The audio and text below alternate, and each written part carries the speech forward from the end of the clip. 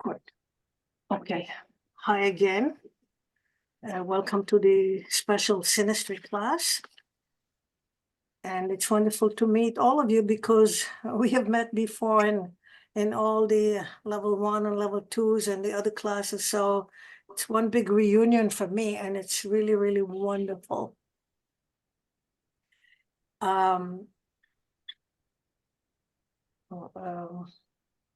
So the topic is Synastry, and we'll get into it in a few minutes, but a few technical points. Yes, the class will be recorded, and I will upload it to my YouTube channel, and you will get a link for viewing. So you will not be downloading it, but you will view it. You'll be able to view it as often as you want. It will be available until the end of March. In other words, until after the last class, it will be available, all of them.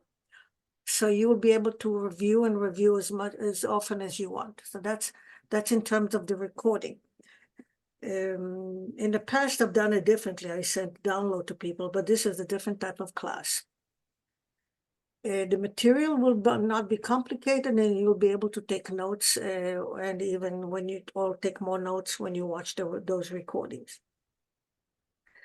This is the only technical thing I need to make. We will be meeting for 5 sessions. I have a full plate for us. Yes.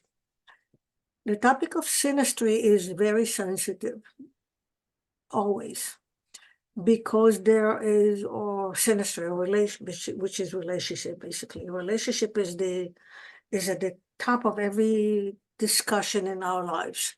Everything is relationship.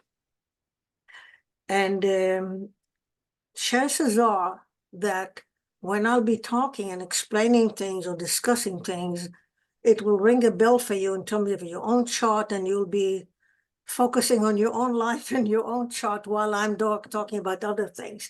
So my strong suggestion, as things come up in the reading, in the class and the material, try to stay away from applying it to yourself right away, because if you do it, you will not be listening to the rest of it. So try to create a distance between what's going on in class or the examples or what I'm talking about and your own chart. For another good reason, every chart is different. So I can say something that will not be exactly in your life. So that's a strong suggestion, because people tend to, while the teacher is talking, immediately drift into your own chart and think about it, and you lose connection with the class material, I think. So it's up to you, but it's a suggestion. I think that's about the important comments that I wanted to make. Maybe I have another one, so I'm going to, I have a few documents open. Let me see. I need to, okay, this one. Yeah, okay. So this is the document I'll be working from. Actually, I'll start the other one. 1 second. Yes, this one. Okay. So let me tell you what my plan is. This is the document I'll be working from, and these are the topics that I'll cover. So it's going to be like a marathon of discussion, because it will cover a lot of things. The core, the heart of the discussion will be number 3, what to look for and where, and then study the individual chart, and then across charts, and then timing. So 3, 5, oops, it should be 3, 4. 3, 4, 5, 6 would be the heart of the discussion for this class. In other words, it's everything that can be said and should be said about a relationship with Synastry. Another comment is that The material is quite comprehensive. It covers just about everything that I'm saying we because you are in my classes, everything that we have ever covered in the different levels. And I know that you are there also because you studied with me. So I know that the material itself is not new. The techniques are not new. It's putting it together for this particular topic. That's what we're doing tonight. You all know about aspects, you know about houses, you know about progressions. I'm not teaching these from scratch because I know you know that. So it's about the combination of those things, and that's the topic of this class. So these are little introduction. So this document is just the highlights or the bullets, and then I will move to the other documents. We'll have a little bit more meat inside, but these are the bullets that I will try to cover. So I have a little intro, and then I have the things we say or ask about relationships. Is there such a thing as soulmate? Is there a bashert? Bashert is a word in Yiddish, in Jewish language, which means the one that's destined for you, that the cosmos destined for you. Is there such a thing? Generally speaking, what is attraction? Or now we have I'm making the points, I'm reading through the bullets. What about the question that the statement that whether it's like attracts like or do opposites attract? Which is the true statement? These are always questions when it comes to a relationship. How does attraction happen? Now the next point is that the relationship is two people become one. So the relationship is an entity by itself. So in a relationship, people say we, but people don't say I, they say we. It becomes a we. By the way, I said that it all begins in the Garden of Eden with Adam and Eve. The two became one, and it says so in the Bible. Okay. Then I'm saying it takes two to tango. Charts feed upon one another or upon each other. Charts resonate to each other. And that's why I say like attracts like. So it takes two to tango in a relationship. It's not, the cause of things is not in one chart only. It's in both charts. And I'm saying that because we are talking about two charts or two people that join their lives together somehow. I call it symbiosis. And astrologers have always noticed that you can have a life situation that occurs to one person, but it's described in the chart of the other person, which is kind of weird.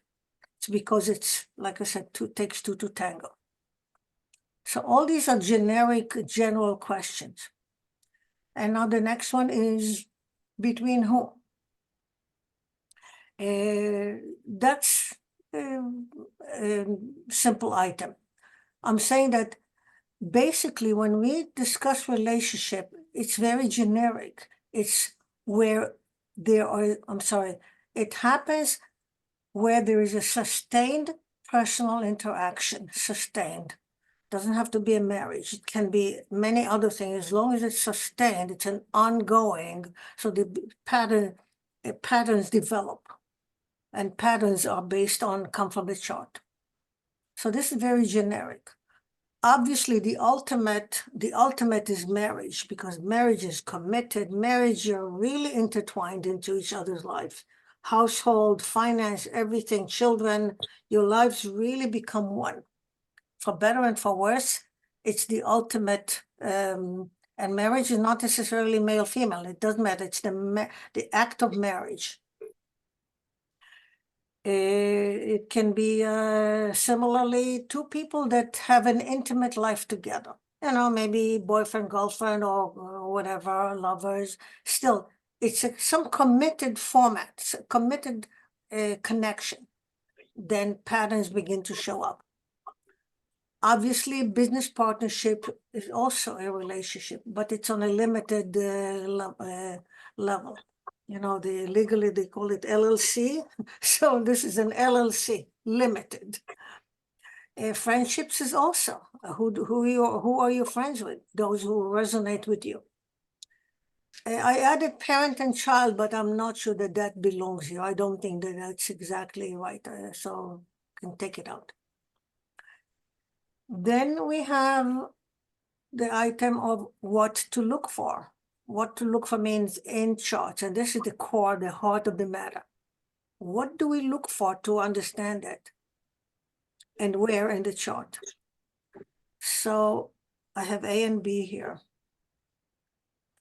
The analysis encompasses everything you know. I mean, everything you know in astrology, which I mentioned earlier. Everything that you have ever studied in astrology comes into play in this analysis. It's not a limited thing. And that means natal and predictive. Natal and predictive. And predictive, I'll talk about predictive separately later. So in terms of natal, we have A and B. A, and this is natal. We study relationship, or what I call capacity for relationship, in each individual chart separately. We don't start from the two of them. We start from each one separately.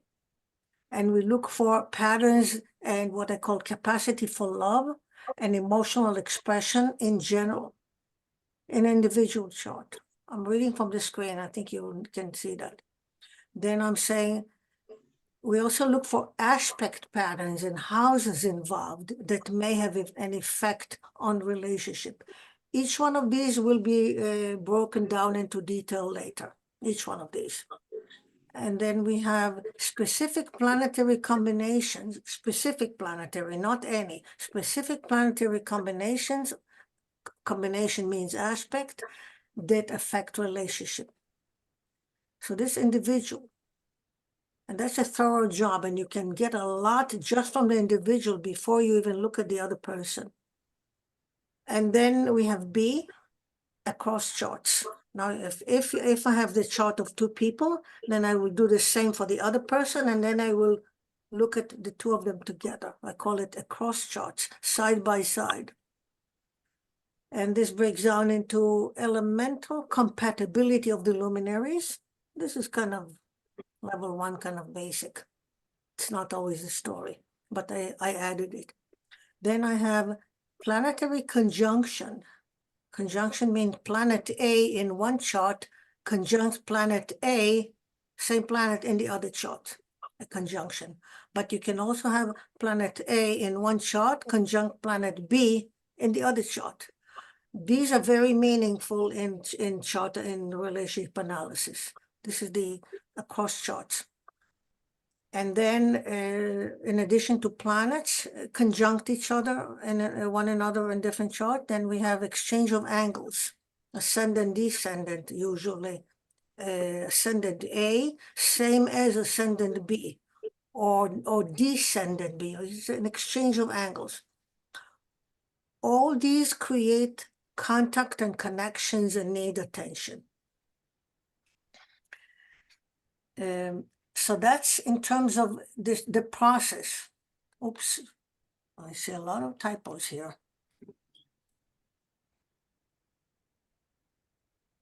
Okay. Now, the age effect. I should put the age effect in front of that. Okay. So I've been tweaking this this class and the material until for a week now, trying to make it perfect, but it still leaves a few things to make it even more perfect. So what I call the age effect.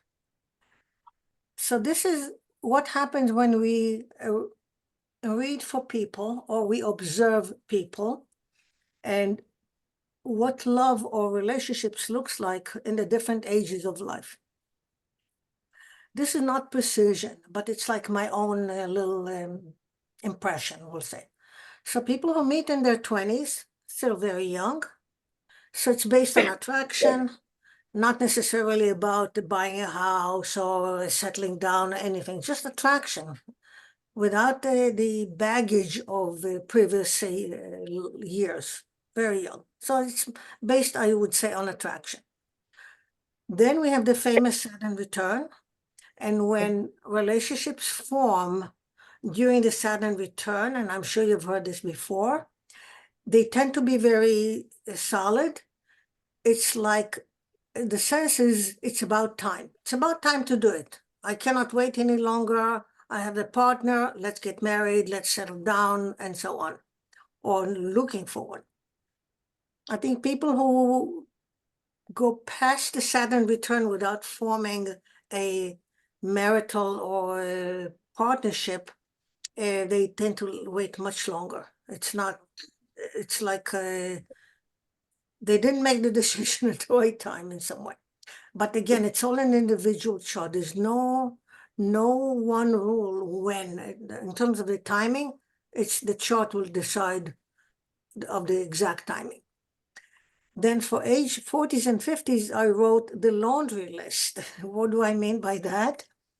At that age, you have accomplished career, you know what you know who you are, you think you know who you are, you're doing well, you know which way you're going in life, more or less, career-wise. And you have a nice maybe bank account and maybe a house or some other assets, and you meet someone and then you have to do a prenup. But it's before the prenup, it's what I call the laundry list. You expect the other person to be just as accomplished as you are, usually. So people come with a laundry list. The person has to be this and this and this and this. They have to be nice and handsome and tall and beautiful and smart and funny and having a good job and all that stuff and good education. Laundry list. And usually these laundry lists are an obstacle. Okay. But in the 60s, you wisen up. 60s and maybe hopefully even beyond the 60s. You wisen up.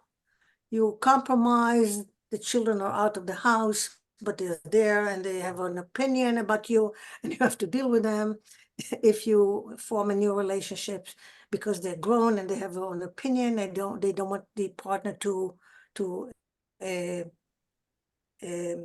get some of your assets, things like that. So it's a different psychology and different life situation. And when you read for a person, you've got to think about these things. So when I read, when a person comes to me the first time, the first thing that I notice is how old they are, the age. So I put them in the age frame. Of course, one situation that's not desirable is to be biased, because if I have this preconceived notion of what the person should be or is, that's not a good idea. So on the one hand, you have preconceived notion, but you have to put it aside and leave the possibilities that the person in front of you is not like that. But you don't forget any of these things. You keep it in mind, all these considerations. Okay? I had a woman come to me many years ago, not for a relationship, for other things, and she was around 80. 80. So you have to keep that in mind. And then I had a kid, a young girl, age 16, came to me. So different age group requires different application of the chart. Okay. So attention. And again, all of these are component of any reading, including relationship. A comment that I made note of, and I forgot to say, that when a person comes to you for a reading, even if they tell you that they want to talk about something very specific, which has nothing to do with relationship, you still need to consider what their chart has to say about relationship, because it's the fundamental of life. It's not just romantic. Relationship is your relationship with life. So it needs to be looked at in every case. And even if you don't read for people, if you're not professional, it doesn't matter. If a friend is asking you to read, it doesn't matter. As long as you read a chart, as a knowledgeable astrologer, you've got to think about these things and pay attention. So you don't have to charge money or anything, but it's These are the important points. Okay. So now I come to study the individual chart. This is like I said, the heart of the matter. I call it assess natal capacity for love and emotional expression, with the assumption that every relationship needs some love, some emotion, something that will bring the two together. So we identify the pattern that promote or deny. You can have promote connection or deny, or promote expression of love or deny expression of love, or the desire for togetherness or no togetherness, collaboration or no collaboration. All these come into play. The first tool technique that I'm discussing is houses, as you can see, houses. And my student, all of you basically are my students, you know how much importance I place on houses as a fundamental tool of chart analysis. The planets are related to the houses. They express the houses. They're the big players. They play out the houses, but the houses are super important. So I rest my case on that. So we start with houses. And I say, start with the first house, seventh house. I'm not going to go to each item because I want to repeat it later with more detail, okay? But this is the idea. We start with the first and the seventh, with the different points related to those. And then I go to other houses. And I discuss these houses in relation to relationship. How any of the other houses can play a role in relationship patterns or relationship dynamic. So it's about dynamic. So you can have many combinations, and they may have something to say in your situation or someone else's situation. Depends on what they look like on the chart. Then, so the houses is discussion without planets, but now we come to planets. Now, when it comes to planets, I just wrote the combination of planets without houses because it's not possible to discuss each pair here with all 12 houses. It will be the size of the Encyclopedia Britannica, and not possible. So this is generic. These combinations are generic, but important enough that they do have, in their particular combination, do have effect in relationship. So we'll do them individually. And then dignity, debility, again, you know me, I place a huge importance on planets in dignity and debility, and especially in debility when it comes to relationship, we need to pay a lot of attention to that. So planets, dignity, debility, and how that can play a role in a relationship. But remember, when it comes to planet, what makes the difference is which houses are affected, which is not in this list. This list is generic. But in the application in the chart, you have to apply them. You have to take each of these combinations, apply them to houses to really get the story. Dignity, debility, the same thing. Now, the trans-Neptunian, which is the Uranian system, I love that, but I will mention it here and there, but not much in the course of, with examples that I have. But you see, Cupido, some of you may be familiar with these terminologies. These are the trans-Neptunian planets or points. Cupido, Hades, Admetos, Vulcanus, and Zeus. These are 5 of them. There is 8, but this is the 5 that really can affect relationship in an interesting way. So you see there are some keywords next to each one, and when we see them in charts, some of them, then I'll mention it again. Okay. Now we have the one and only sexuality, most sensitive points. And I'm not sure how far I'm going to go with that, okay? We'll see. Because it's a very sensitive topic, and I'm not sure if it's the right, we'll see how it goes. But look at the item underneath sexuality: celibacy, sexual ambiguity, platonic love, kinky stuff, and even polyamory. Now, folks, you need to know that any of the topics above, from the beginning of when I started, even down to here, I've seen it all, okay? Maybe not 100 cases. I've not seen 100 cases of polyamory, but I've seen a few, like 3 of them, enough to give me an idea, okay? So any one of these is based, the topics is based on things that I've seen. And of course, sexuality is very important, needless to say, in relationship, any relationship. I mean, romantic, intimate relationship. Okay. I'm not planning to do composite charts. I'm sorry, but this is not composite. I'm sorry. This is not composite. This is the Synastry across chart. This is the section across chart. Because up until now, it was the individual chart, okay? Up until now, now we have the side by side. What do we look for? And I've said a few things. Again, first house, seventh house, etc. Then again, planetary combinations across charts. Very similar to what we saw in the individual chart, but sometimes there's a little extra which makes it very interesting. When it's one planet A conjunct planet B in the other chart, what can it contribute? And they do, okay? So this is the cross charts. And if I have time, I will tell you what Claudius Ptolemy says about relationship. I have a quote there. You know, I'm talking Claudius Ptolemy, the Tetrabiblos.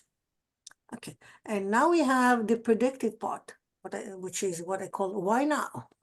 Or will it? Or when? It's a question of when. When are relationships formed? I like to say that when a chart is ready, I call it relationship openness. The psyche knows, the soul and the psyche knows it's time for a relationship. Like, you know it, the soul knows it, and the chart knows that. I call it relationship season, not because oftentimes it's like a few years when people date and date and date, okay? It's active relationship-wise. So it's a season, and I can show it with techniques, with the progression and solar arc, but it creates a season, a period when I say the gates are open, the gates of the soul, the gates of the chart are open, ready for someone to come in. The techniques for predictive, the obvious, these are the bread and butter, the fundamental, transit, solar arc, and secondary progressions. Combinations of these, not one or the other, all 3 combined. And you studied with me enough to remember that I always use all 3 in integration, not just one or the other. The most precision comes from solar arc, and that's followed by progression and transits. Now, I have here solar arc and secondary progression. In parentheses, I wrote degree precision, because these techniques give you precision, because you remember degree is a year. So we get quite a precision on this one. But it's not anything goes. It's specific, what I call the sensitive and relevant points. It's on the screen, okay? So what are the relevant points in the chart that need to be activated with these techniques? And I have a list here, and we will elaborate on them later. So I wrote Venus, or the moon or the sun, coming to a seventh or first house cusp, in other words, to an angle. Remember my mantra in teaching, the angles are everything. Angles, angles, angles. Every event, you need at least one angle to be involved. So in this case, Venus comes first, and then moon or sun coming to an angle. Then you see I wrote Venus and Mercury. I've seen that also. And then Venus, Mars is a whole hot topic by itself.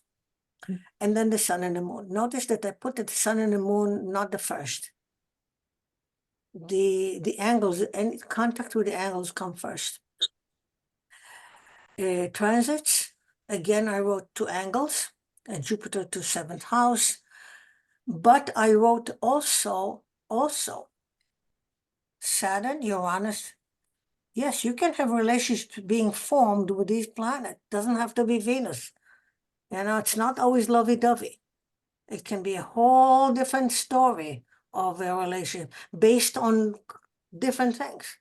It's not always based on attraction or sex or perfect soulmate or something. No, doesn't have to be. So you cannot rule out these planets, the slow-moving planets and the modern planets. You cannot rule them out as being involved in events. But they need, if they are the ones, then they need a special attention, because maybe that relationship that's being formed is not as easy as comfortable, because it's not as easy and comfortable to form to have a relationship that starts with a Neptune or a Pluto or things like that. But it's a different style, different events that come along.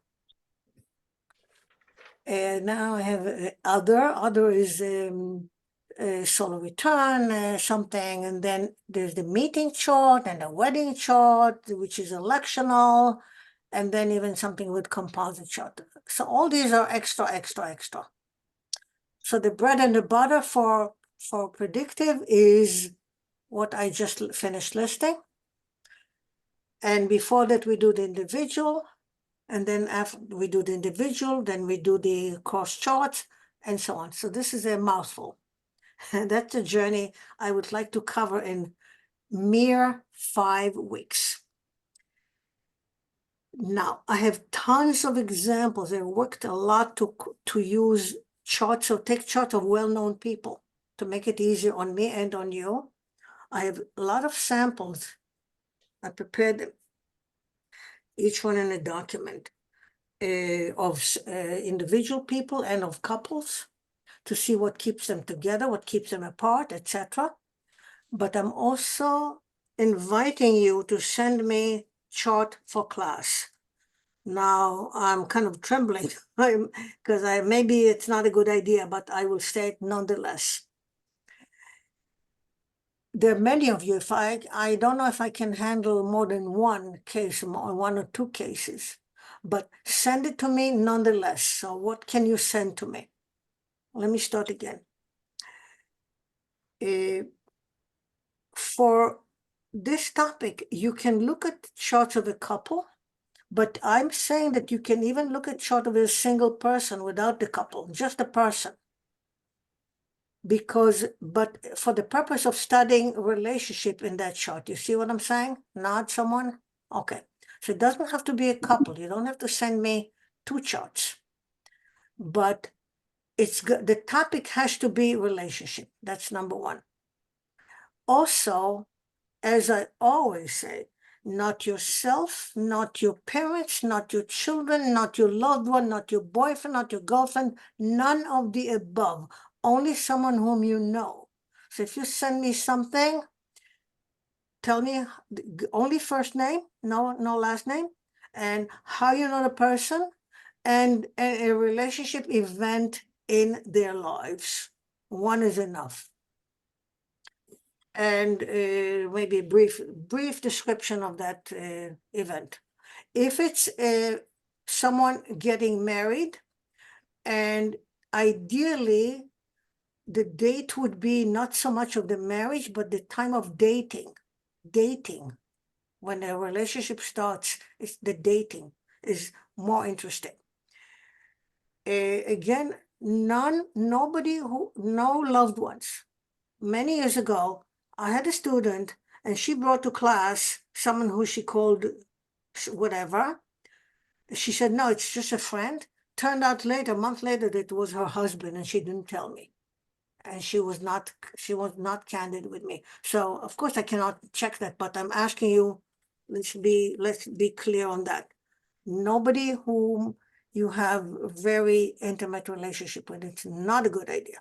And again, the topic is only relationship, not the whole thing. And of course, has to have an exact time of birth. Without that, not doing it. Okay, because all the predictive part, it depends on exact ascendant and midheaven.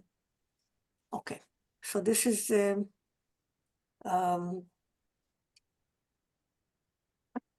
suggestion. If hopefully we'll have time for maybe one such case, we'll see. So this is the roadmap. And now I'm going to move to the other document, which has, where is that? It's this one. Let me close this one. And okay, so this is the same plan, but now I have some charts to illustrate. And also I will dwell on the topics even more on each one of them.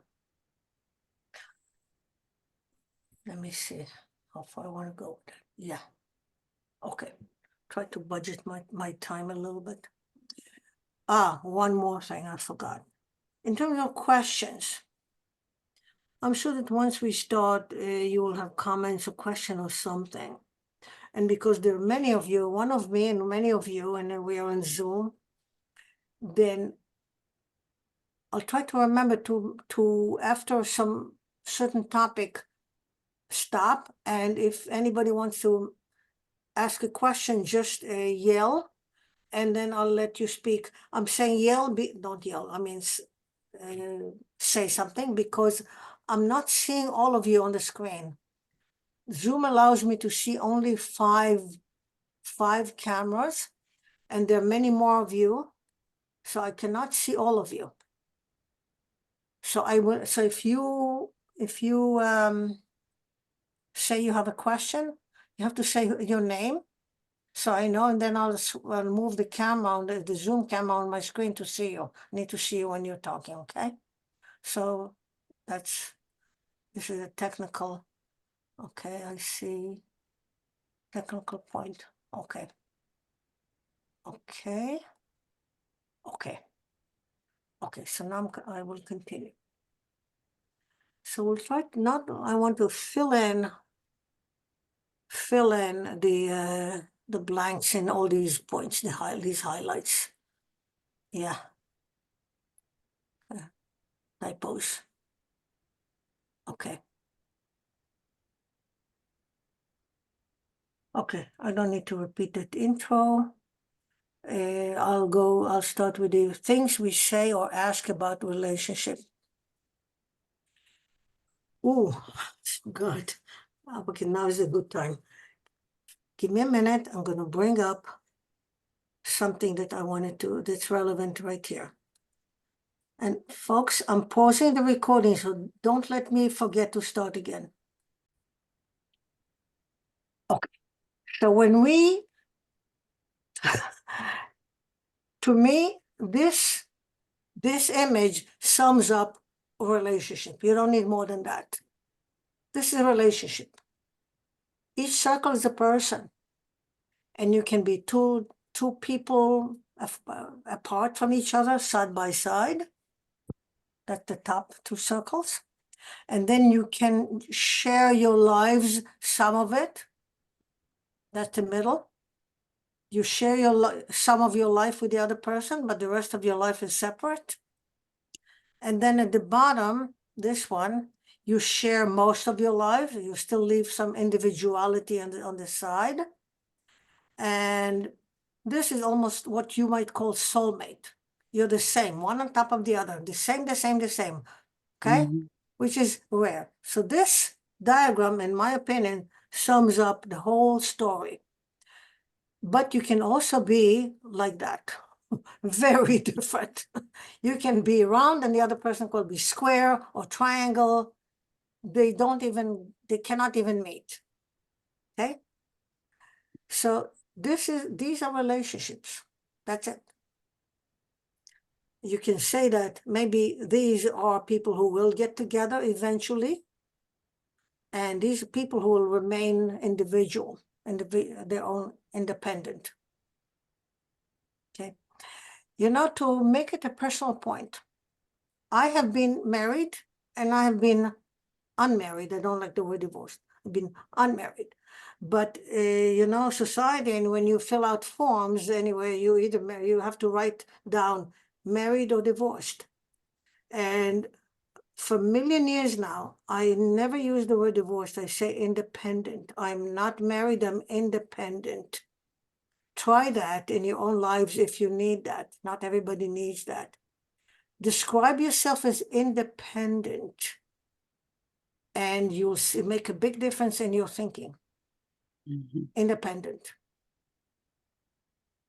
There is a lot to be said about being in a couple, and we grow up conditioned that way, for sure, for good reason. Society needs couples. Society needs babies. Life needs babies. We need the next generation. Life needs to create life. The sperm needs to meet the egg. And the baby that comes out of that needs attention and care, and so on. So there's a reason why all societies have the institution of marriage in some way or another. But all societies also have people who are independent, and that's fine too. So it's nothing is wrong and nothing is right here. No, it's not, nothing is wrong. But I'm saying that if you can see yourself like this, you're independent. I'm a square. I don't care if you're a circle, I'm a square, and that's it. Okay. So I'm not going to change the topic, but I think that this is very appropriate for what we're doing tonight. And all that is because of this phrase, is there such a thing as soulmate? When those two circles overlap each other, it's like what you think of soulmate. I'm not sure what it means and if it's possible, but you do see many times, you see people who are like a mirror image of each other in a couple. They complete each other's sentences. They're like, they know what the other thinks even before they say it, things like that. It's like soulmate. It looks like a desirable thing to achieve. I'm not sure, but is there such a thing? Maybe. That could be, to use astrological terminology, maybe when the two charts are so similar, so together in such a way that these two people have an instantaneous recognition of each other. They don't need words, and we have such a case, famous one. Instantaneous recognition. And when we have this instantaneous recognition, the relationship forms instantaneously. It happens right away. It doesn't take 7 years of dating. It can take 3 days of dating, and they know. So yes, there might be something like that, but I don't want to call it soulmates. But there is such a thing. Is there such a thing as bashert, someone who is destined to be my partner? That's a Yiddish phrase, a Yiddish word. The one who is bashert means in my share, like was destined to be my. Because there's always the thought that everybody should find a partner. So somehow there must be someone in this universe. There must be someone. All I need to do is look hard and look again and again until I find that person. In my native tongue, in Hebrew, we used to say that every pot has a lid. But I say that some pots do not have lids and they don't need a lid. Okay, those are the independent ones. So whether it's Bachet or the pot that has a lid, when a pot that has a lid, it's like a completion. The lid completes the pot. But when the pot does not have a lid, it's open. And when it's open, new things can come in. So just get the imagery of that. Next item is, generally speaking, what is attraction?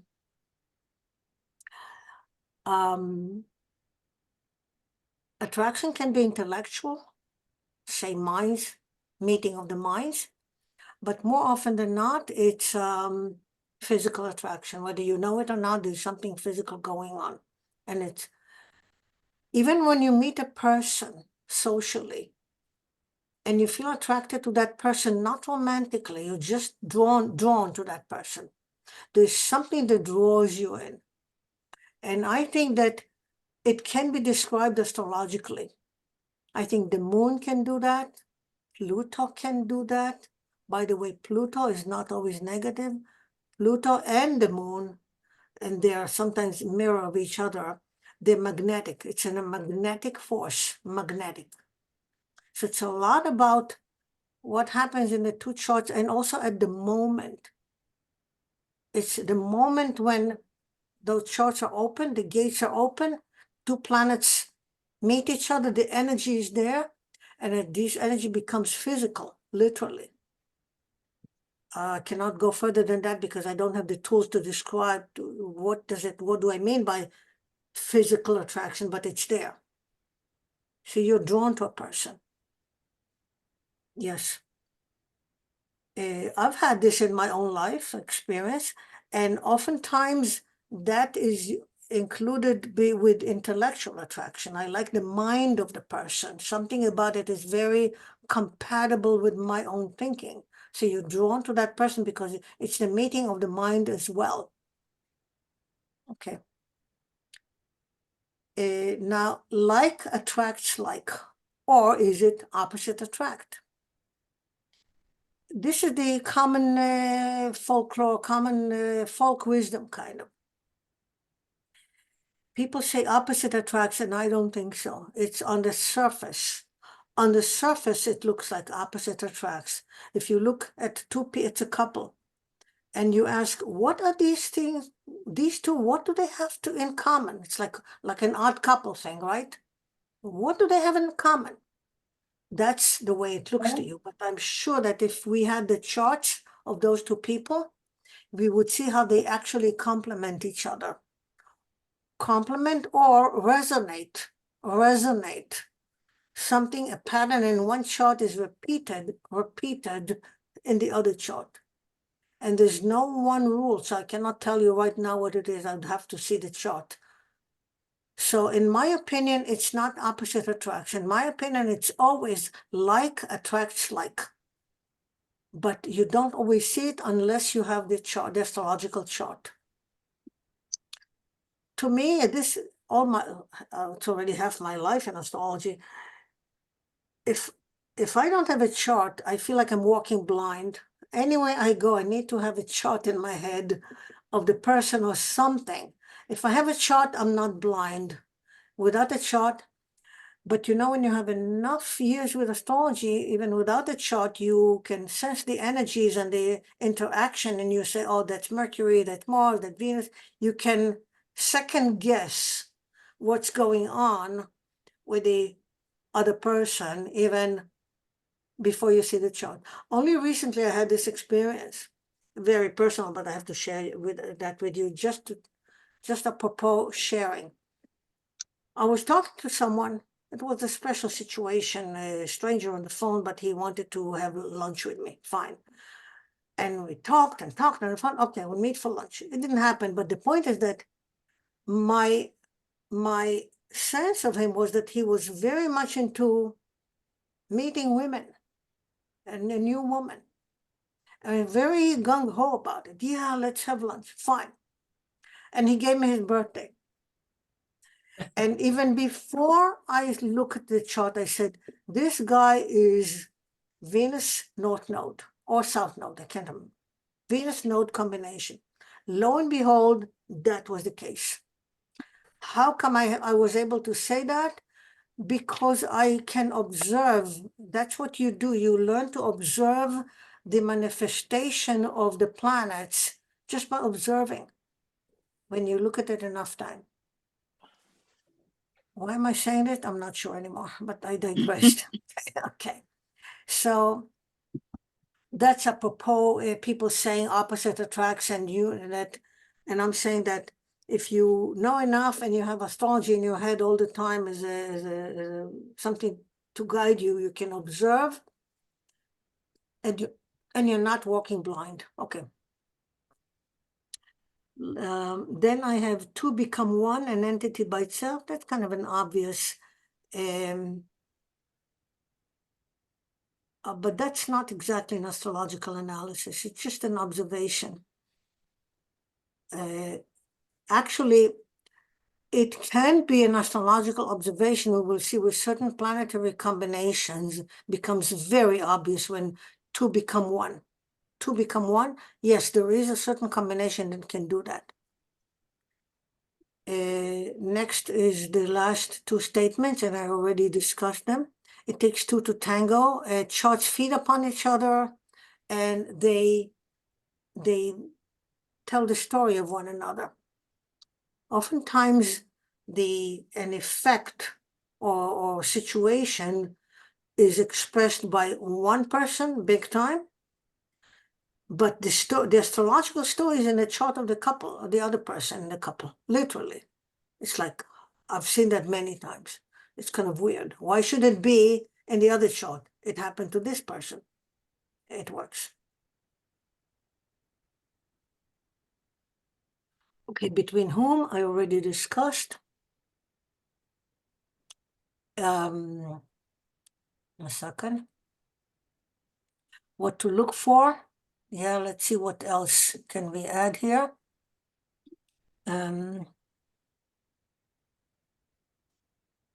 Okay.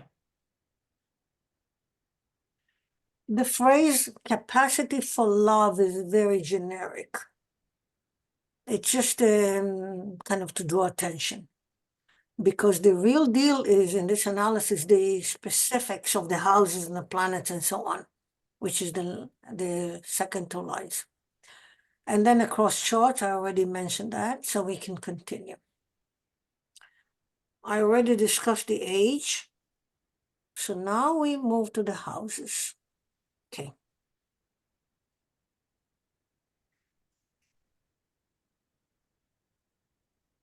To study the individual chart, and we start with the houses. Now, the houses that I use is Placidus, which is quadrant system, and also equal houses. Many of you will remember, because it was more recent in your experience with me, how I combined Placidus and equal. Sometimes it makes a difference. If you're not sure what I'm talking about or how to put to look at Placidus and equal at the same time, then when we get there, if we have an example, I'll kind of refresh your memory on that one. Placidus is called as a quadrant system. Quadrant systems are those that are demarcated by the ascendant and the midheaven, while equal houses is based on the ascendant only. Equal houses from the ascendant. That should ring a bell for you if you don't remember that. So when it comes to houses, the obvious, first and seventh house. Okay? Item number one is the seventh house sign and the ruler. I'm saying sign because not always, but sometimes you see when not the aspect, not the planet, just the sign on the cusp of the seven will describe something about the partner.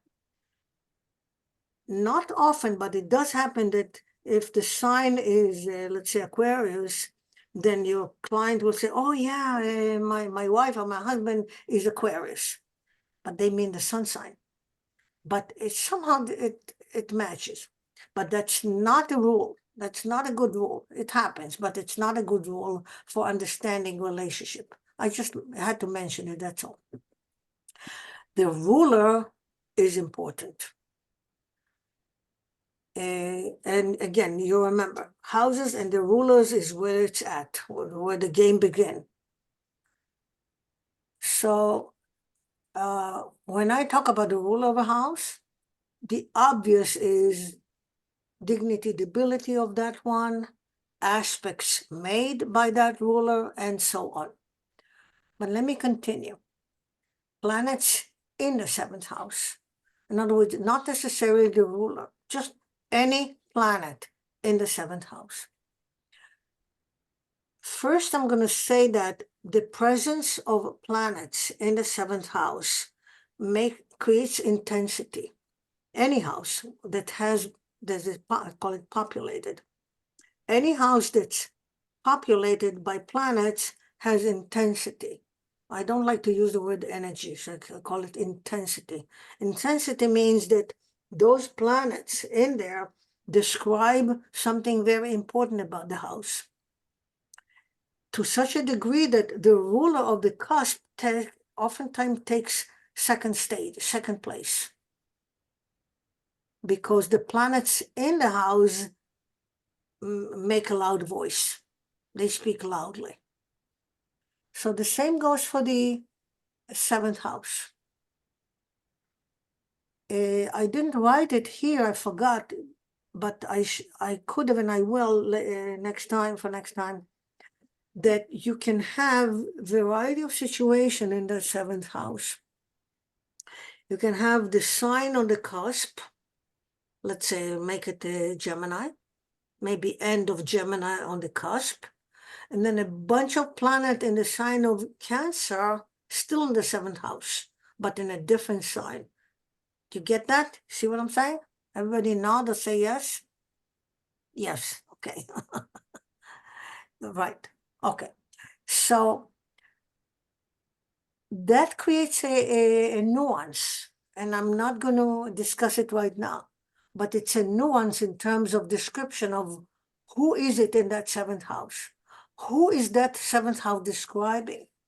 Is it describing the Gemini and the ruler, or is it describing the Cancer planet and that ruler, you know? These are nuances, and life is full of nuances. So it's nice to have black and white interpretation, but charts have nuances. But, so let me go back here. Planets in the seventh house also describe the partner. So it's an additional description of the partner and the nature of the interaction, depending on which planet. Now look, the text in purple is charts that I have for you. Lots of them. I've worked on so many charts. Look at who I have. Eleanor and FDR. Will and Kate, you know, Prince William. Sonny and Cher. Charlize Theron. Princess Margaret. David Bowie and Iman. Each one of these is a gem. I have charts. Each one is literally a gem. So to spice up what we're doing here, I'm going to show these charts, okay? Because that's what we're doing here. I don't like to speak without charts. So I'm going to bring them up. And before I show them, I'm not going to interpret every chart to the max. No way. I'm just going to point out things relevant to relationship with some facts about the chart. Otherwise, we'll never get to where we want to go. Okay? Just highlight relevant, appropriate highlights. And many of you have seen some of these, and some of them I've never used in the classes before, but each one is a gem.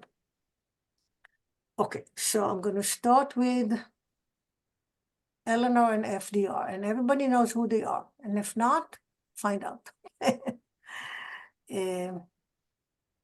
Let me up in my folder system. Oi. Charts. So this is going to be a little bit of a slow process because I have to open files and close files, but it's worth it.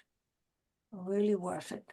Spend a lot of time, and I'm not done on this. Embellish it with pictures and markings and so on. So I said Eleanor. I have couples and singles. Remember, you can evaluate relationship without the couple, just a person, okay? Individual chart contains the whole story. But if you have a couple, it becomes even more rich. Okay, let me see who is, I'm hearing people signing in or out. No, everybody's here. Okay. Okay. So I said Eleanor, right? Eleanor. Eleanor and FDR, just the highlights. Again, since I'm a great believer in biography and not everybody has read everything, so I'll just repeat the essentials per the analysis. That's it. Meira, can you make this a little larger? Not much. I'm in a Word document and that's about it. Okay? That's about it. Yeah, I know I have a lot of information on one screen, but let's not get distracted. I'll help you, don't worry.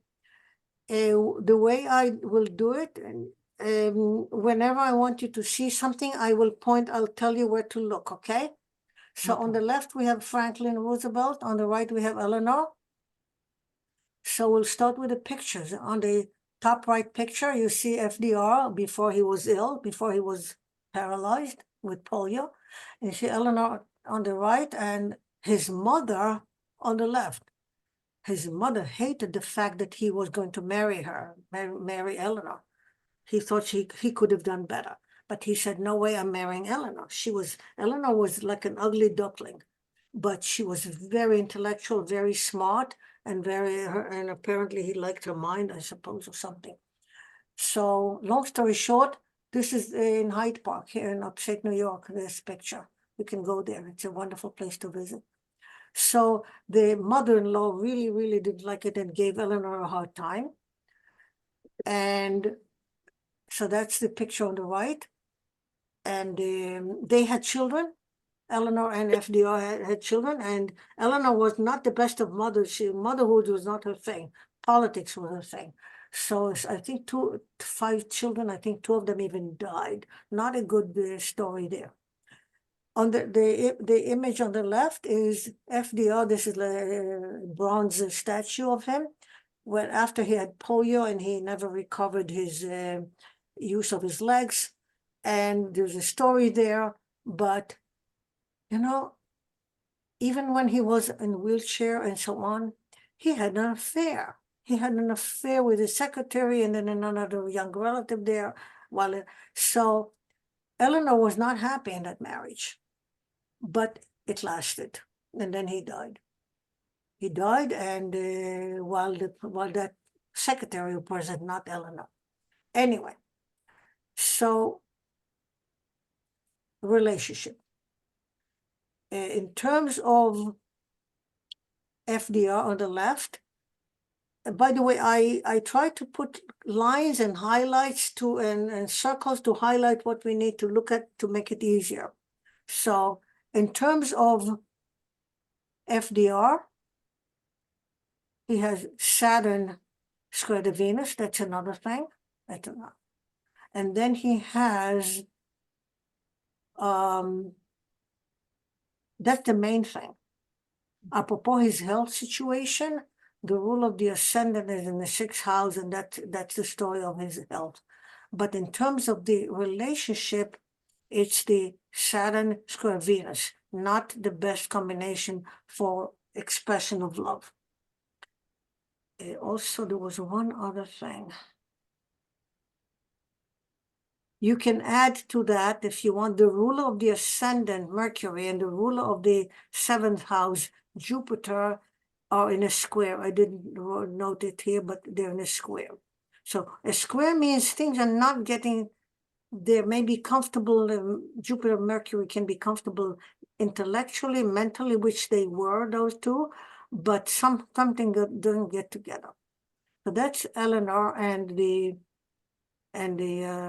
Saturn Venus, FDR and his Saturn and the Venus, but it's not just the Venus, it's the Sun as well. This whole Aquarius in a square with a Taurus. All of it, including the Mercury.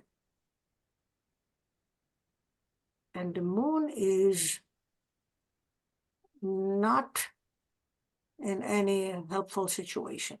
The moon is quincunx. The moon is Cancer, and Aquarius is a 150. It's a disconnect in a way between the sun and the moon. Eleanor, let's move to Eleanor on the right side.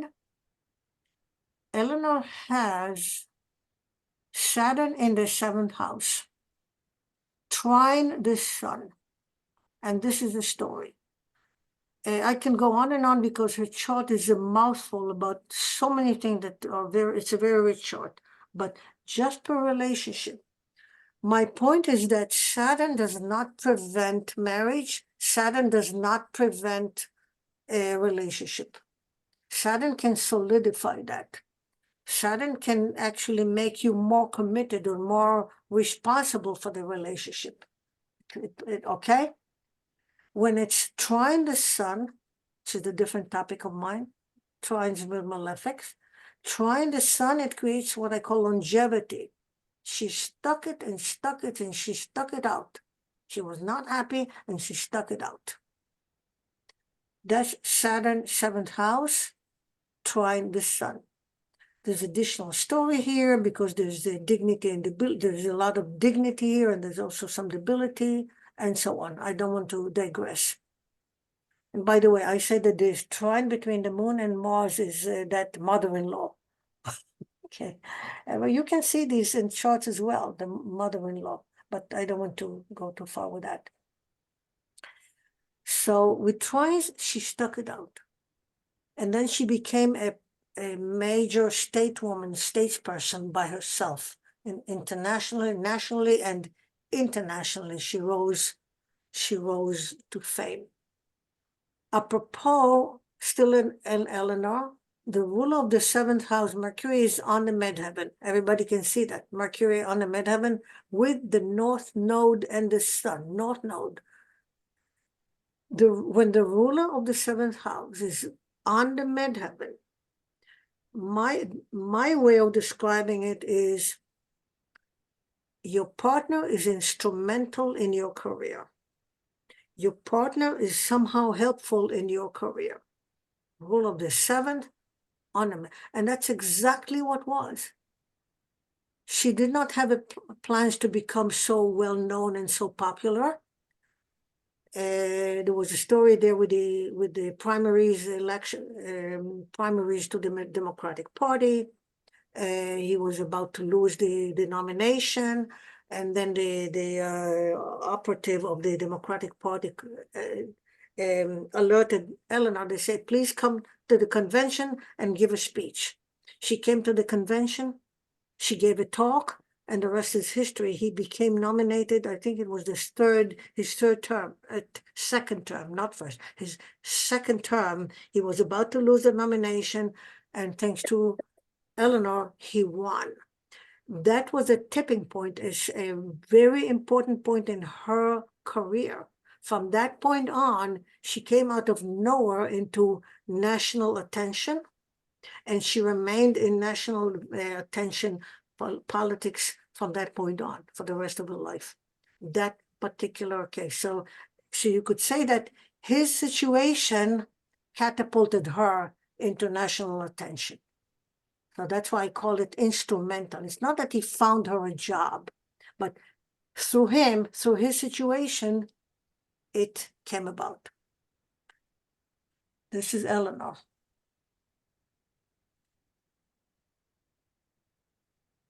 Will and Kate, wow, some of you have seen it together with me recently. That's like a time bomb waiting to happen, in my opinion. No? Okay? A lot can be said about that. Kate is on the left, Will is on the right. They both have these squares and T-squares with the cardinal signs. It's like you look at it and you say, wow. If you didn't know who it was, you would say, this is doomed. How can it be? Start with his chart on the right side.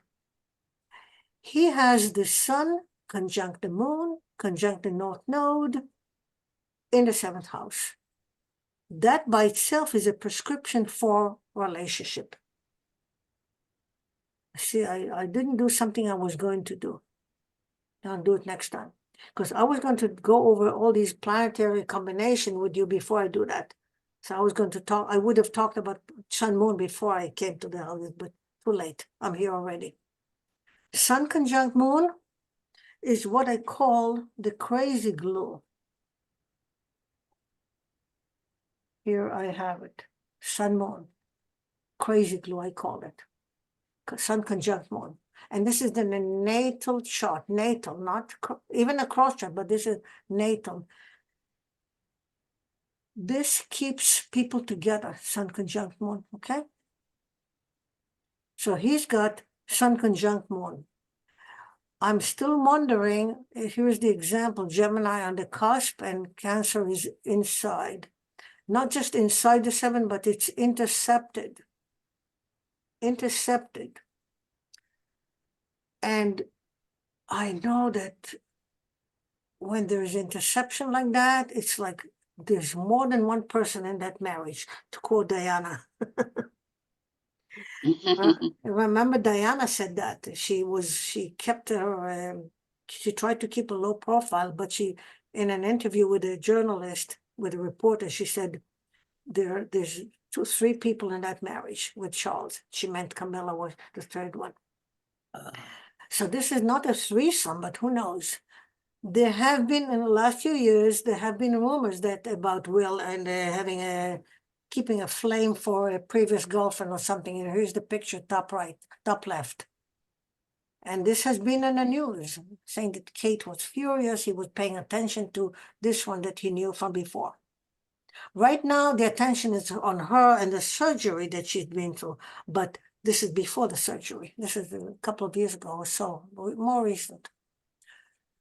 So here is his 7th house.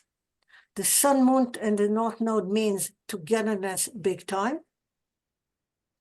And it has a square into the malefics. I analyzed this square also when his mother unfortunately died, when Diana died. That's another story. But this is natal, ain't good. And I wonder if in his psyche, he was a kid when all this was happening, when his mother died. And not only did his mother die, but she died after she had all the separation from Charles and the dating left and right, whatever she didn't know where she was going. She was dating this or dating that. And then she ended up with this Egyptian guy, Dodi Fayed, which nobody wanted except his father.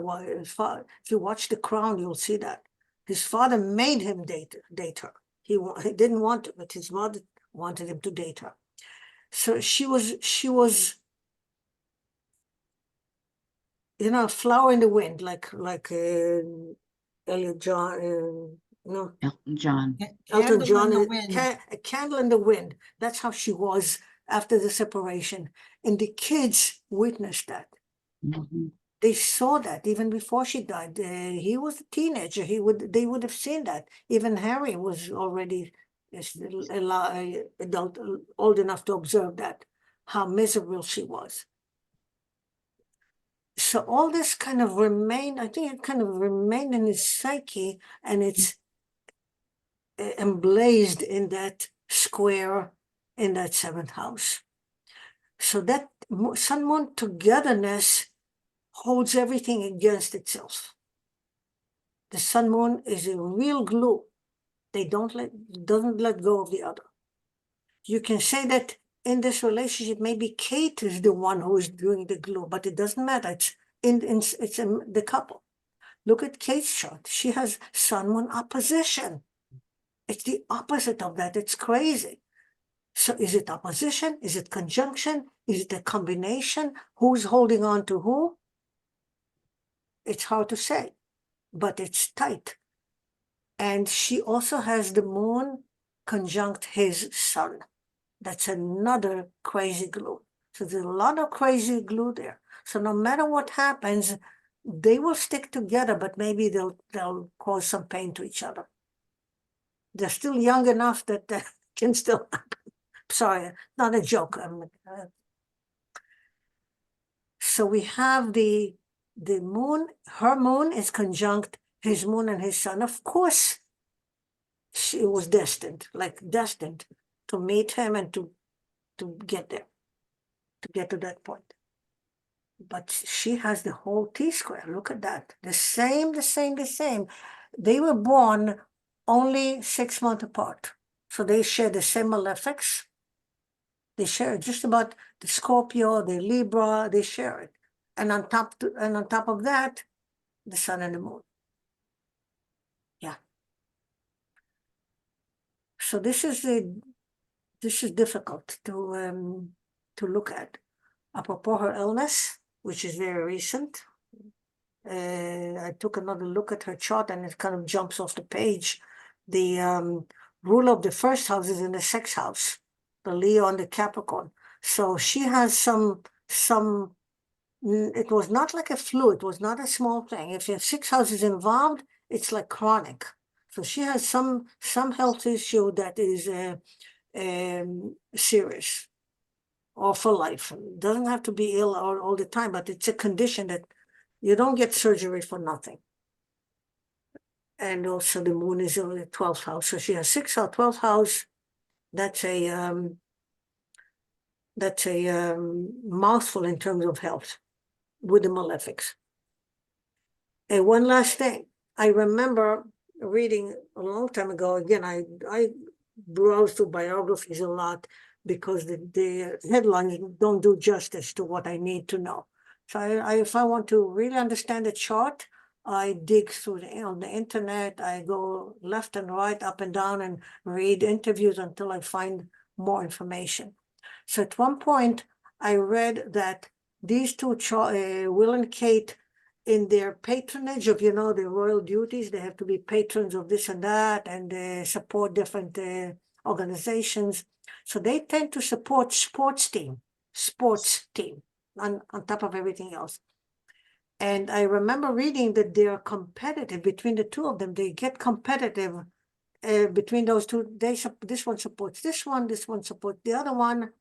So that competitiveness is maybe a mild demonstration of the difficult Mars, Moon, Sun. They both have. So it's like, if I didn't know anything, didn't know who they are, nothing, I just see the Moon, Mars, and I could call it passive aggressive, just like that. Passive aggressive, or some people would say aggressive, because it's the Saturn as well. So there's something there, and I don't think we've seen the end of it. They're young and life is long, and more stories will come out of the House of Windsor. It's good. It's good for astrology. You get stories, charts played out in the public place. You get to learn a lot. I like it a lot. Yes. Meira, Yes. a question. So Yeah. both their Jupiters are on their Wait. Everybody has to say your name. Is it Debbie? Oh, it's Debbie. Yeah. Go ahead. So their Jupiters are both on their angles, okay? And the dispositor being that Mars, how would you look at that? How would you interpret that? Jupiter is the ruler of the ascendant. It's on the midheaven. He will be king. That's it. Ruler of the Debbie, don't forget rulership. Right. Okay. So you said, why did you bring Mars into as it? far as synastry, because they both have their Jupiters Right. on the angles, and then we were talking about how Mars was so prominent in how they're competitive. So I wondered how that Jupiter plays with them both having Mars as the dispositor for those Jupiters. This is too far, Debbie. I want to show you so many more charts. Let's keep it simple. I need, folks, I want to keep it simple, just to show highlights. Otherwise, I'll get carried away into the chart. Okay. Yes, I can put more spin on it, but this is enough. Okay. Next is Sonny and Cher. Couple, Sonny and Cher. Do you recall the episode with the Golden Girls? How Dorothy and Sophia sang like Sonny and Cher? Anybody remembers that? No. Oh, the old people. Oh, it was priceless. Anyway, this is Cher and Sonny and Cher. They were married for 8 years, and they were a musical duo and very successful, and we know that. And they had a daughter, and that daughter is now a son. You know that. Yeah. Was a beautiful blonde, pretty girl, and now it's a young man. We'll put it this way, okay? Now, so yes, she was very young when they got married. She was like a 16 or something. She had an aspiration for, he was into music, producing music. He was 22, she was 16 or something. They got together, they had a breakthrough, and they became famous, etc. Got married and divorced, 8 years, and that's it. But they remained friends for life until he died in a ski accident when he was member of Congress later. Look at her chart on the left. Look at the moon, look at the sun, it's Saturn. Both in debility, both in opposition, and both in mutual reception. MR is mutual reception. And you know what I call this? The blind leading the blind. The blind because of their inability, but because it's mutual reception, they interact. They keep the connection going. Okay? Meira, could you just move the page up a little bit? It's getting cut off on the bottom. It's 1 second. Yeah, I know. Anyway, but what I'm talking about, you can see even without that. So here is the mutual reception. She kept, and when he died, she gave the eulogy and she was really distraught. That's Cher. In his chart, I don't have much to say. I could, but I don't have time. I just wanted to show you her chart with the moon and Saturn in mutual reception. First house, seventh house. Mutual reception is very important in relationship like that. And these two are the rulers of the angle. You see, first house, seventh house, mutual reception. This could be like what I call loyalty. You stick with them. Mm-hmm. So mutual reception is the condition between two planets that keeps them connected for life. And when I say planets, I mean people in your planets represent things in your life. So if I say planet, I can replace the word planet with people. Both begin with the letter P. So if you have a person in your chart in mutual reception with you, then it's for life. You can call it mutual help. You can call it mutual dependency. You can call it mutual anything, but it's mutual. It's connection. I prefer to think of it as mutual help. It does not change the situation of debility. Some other teachers or books will tell you that mutual reception can fix the debility. No, it doesn't. Debility is the ultimate condition of a planet. Planet cannot change the debility just because of some aspect. It remains in debility, but the aspects can modify the scenario. So the moon is still in debility, Saturn is still in debility, but in mutual reception. Okay. Let me see if there was anything. That's all I marked here. Otherwise, I don't want to get carried away with other things. Okay. In his chart, Sonny had sun opposite moon, but sun opposite moon does not prevent marriage. Does not. It's interesting, but we'll talk about it maybe later, but it does not prevent marriage. He was married second time until he died. I don't know anything about that second wife, but he died in a ski accident after being a member of Congress for 2 years only. That's another story in his life. And you can, okay, leave this alone. I'm getting carried away with the chart. So Next is, for instance, Margaret. Oh, I think I'm getting carried away with charts like crazy. I'll try to speed up next time, talk about the planets combination and so on. But tonight we'll just continue with these charts.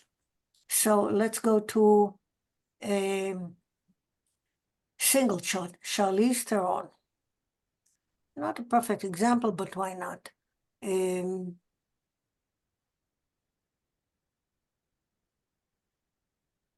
Pretty like an angel. And she played the monster in that movie Monster. She plays her roles in the movies are very cruel, sometimes cruel and aggressive towards herself and others.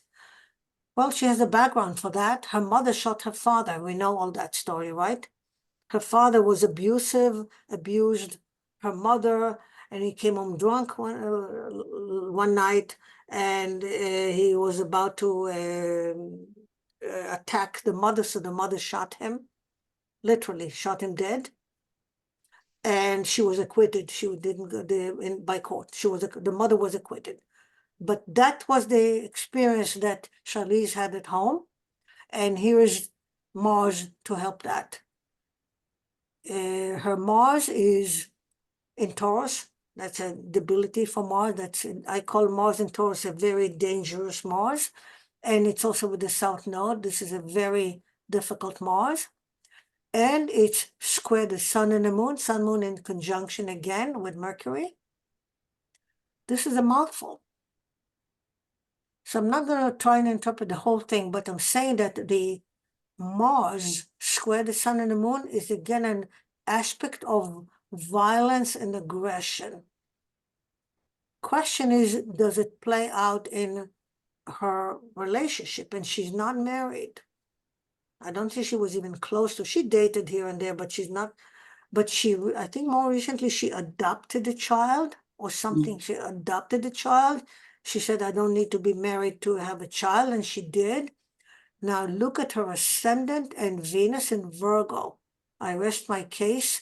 Venus in Virgo is not exactly situation that's good for marriage. I'm not saying that it prevents marriage, but it puts a special situations. I'm not going to try and figure it out all here for Charlize, but it's one more component to make this chart difficult. I think I saw something else there. Well, it's squaring the Jupiter, isn't it? And which is rules the seventh house. Yeah, but I'm trying to relate the whole thing to the first and the seventh house. Jupiter, now, the Jupiter, yes, there's an emphasis on the eighth house, and if you see the role, her movie roles are very difficult. I've seen her in a few movies, very hard to watch. Saturn is in debility also. It's a complex. It's complex. Venus in Virgo, I'll say this. Venus in Virgo is a virginal. Especially in chart of men, we'll see something like that later. She's like a virgin. Venus in Virgo does not require sex. She prefers to remain a virgin. And I mean virgin, it doesn't mean that she never had sex. It means that it's not a necessity. I don't know. You see, when it comes to sexuality, I cannot get into the bedroom of everyone. So all I can do is, from the outside, assess by behavior, by things people say, and so on, okay? So I knew someone a long time ago with Venus and Virgo. It was super virginal. It was funny. Yeah. You know what I say about Venus and Virgo? And allow me to be a little bit risque here. I'm allowed. I'm old enough. I can say what I want. That's the benefit of old age. I can say whatever I want. So Venus in Virgo, especially guys, I think, they need to take a shower after they have sex. Sex is not clean. There's bacteria, there's microbe, there's germs. It's not clean. Virgo needs to be pure and clean.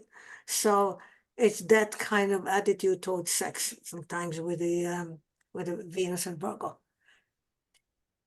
Planets and debility, they don't necessarily require this kind of description. I don't need to be specific about the exact manifestation of Venus and Virgo. It's enough to say planet in debility, because the planet in debility, just the fact that it's debility says that the planet cannot deliver everything that she wants to deliver.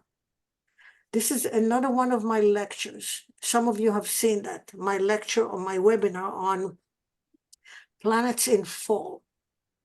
So I'm going to say it very briefly here. Planets in fall, which is debility. Planet in debility, they are the opposite of the archetype. If you think of Venus as an archetype of love and what Venus wants to do and needs to do, when that is in a place of debility, Venus cannot deliver what she's supposed to deliver. She cannot deliver the archetype. And that's true for every one of these planets. For the planets, the phrase opposite the archetype cannot deliver what it's supposed to deliver. Venus wants to deliver love. And in debility, not the best. Now, Charlize can say, yeah, I'm very sexy, but the guy doesn't want to have sex. I don't know if she says that, but it's also possible that if it's in one chart, it's blamed on the other. You see what I'm saying? It's always about two charts. Okay.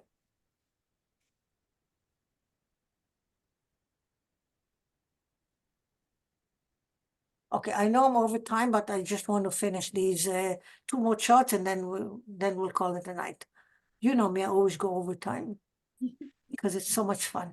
Okay, Princess Margaret, the sister of Queen Elizabeth. You see how many charts I have and I'm not done? We know her story. Her sister was the queen, and what the queen says goes, and the queen can decide who you're going to marry and whom you're not going to marry. And this is what happened. She wanted to get married to Peter Townsend, and he was a divorced person, and the royal family the monarchy couldn't take that. So the queen made her drop the relationship. It was devastating for her, but she had a choice. The young lady had a choice. The queen Elizabeth said to her, you either keep the relationship or you give up your title, your royalty, and she chose to stay royal.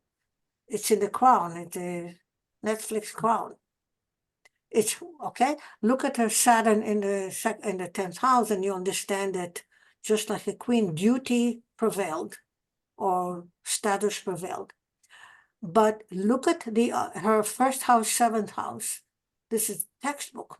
But first look at the text in the text box and that beige here. Love affairs and the call of duty. Talk of love affairs. She was the queen of love affairs, the princess of love affairs.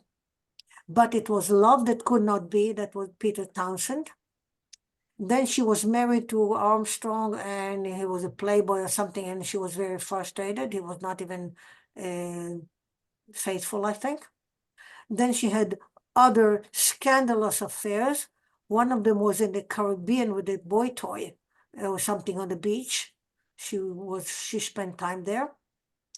And I wrote broken heart, literally. She was broken heart. She died of a heart attack as well.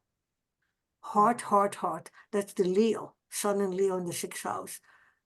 But look at her 7 and 1st. First, Uranus with the North Node, opposite Venus with the South Node. Talk about jump into every crazy situation. Venus-Saturn manifestation, especially, yeah. Venus-Saturn manifestation is, let's have a thrill, to get a buzz, to get, I don't want to be bored. I cannot, boredom. Venus, Uranus doesn't like boredom. Let's get some action going, okay? That's Venus, Uranus. Of course, it can break relationship as well, but it's the type of relationship that cannot sustain itself. It's too much Uranus. And it's very angular in her chart. I remember seeing this for the first time, this chart many years ago, and it was like, wow, it was so textbook. I was a beginner, a baby astrologer when I saw this for the first time. It was like so obvious. Obvious when you read the biography. To help all that, she has the moon and Pluto in a T-square to all that, okay? So it makes it more intense. The T-square makes it even more intense. Venus South Node, you know my thing with the South Node and Venus, but maybe we'll get to it later next time. In the pictures, she's with Peter Townsend. Young and beautiful and hopeful, and she was very bitter afterwards. That's why she had all these affairs and whatnot. She couldn't care anymore. She drank. Okay.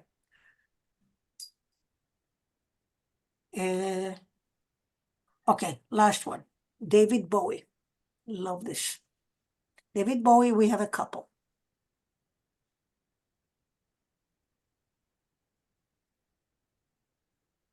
We don't need a text. We just need this. David Bowie is a wonderful chart to study for many purposes, including his stage persona and all those colorful things that he painted himself on the in the Uranian system. It's beautiful, but here it's just relationship. So he had been married before. He was heterosexual, but he played a persona of gay. He wrote about it because it was the thing to do. But he said deep inside I was hetero. But there was the rumors that he was homosexual, but he said, no, I was not. No, married. He was married before. And then at some point, long story short, he was single, and someone who knew him decided to do matchmaking, to introduce him to Iman. Iman was from Somali. She was a Somali supermodel, top model, beautiful, doing well, also passed a marriage herself. And that guy arranged for them to be in the same room at the party, Hollywood party. He said, come on over, we have a party. Both of them were. And when she walked, Bowie was in the room and she walked in, and the rest was history. It was like instantaneous, that's it. And it's all, well, it's described in the biography. It's all there. And I have it, I copied it. So that's how it was, matchmaking that happened, instantaneous recognition. And look at the chart. For David Bowie, we have an exact chart. For Iman, it's a solar chart. Solar chart. Solar chart, no time. I run with sun ascendant, my preference. People do it sun midheaven, 12 noon. I do it 6 a.m. And so look at the sun, moon across the chart. Leo and Leo. And Bowie also has the 7th house cusp in Leo. So her sun falls on his moon. Instantaneous recognition. Instant recognition. Sun, moon. Also, he has mutual reception between the sun and the moon, between sun and Saturn. Sun and Saturn are the rulers of his angles. Sun rules the 7th house, Saturn rules the 1st house. Mutual reception. That helps relationship as well.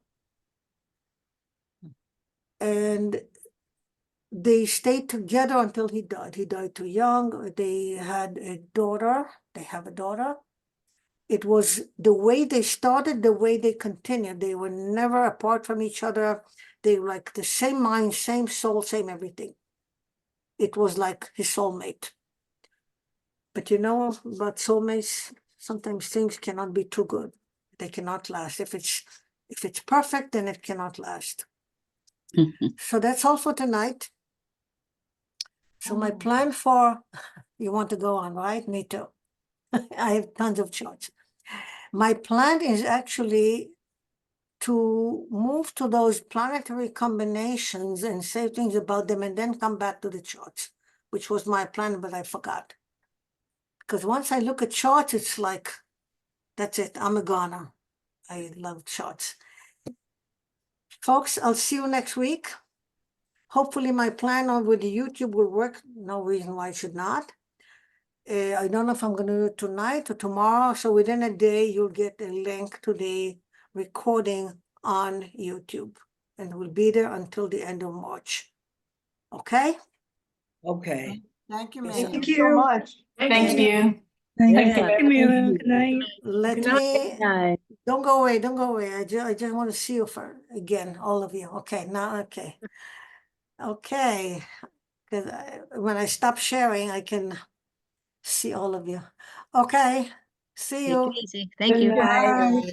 Bye. And Everyone. send me charts. Remember what I said about charts. If you have anything that's really good per relationship topic, nothing else, with a date for relationship event.